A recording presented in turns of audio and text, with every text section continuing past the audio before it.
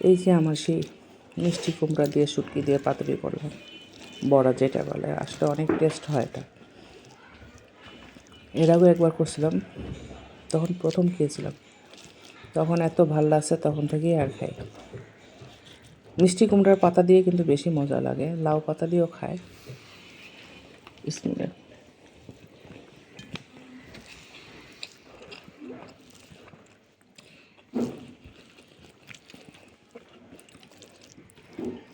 যারা খানে একবার খেয়ে দেখবে একদম।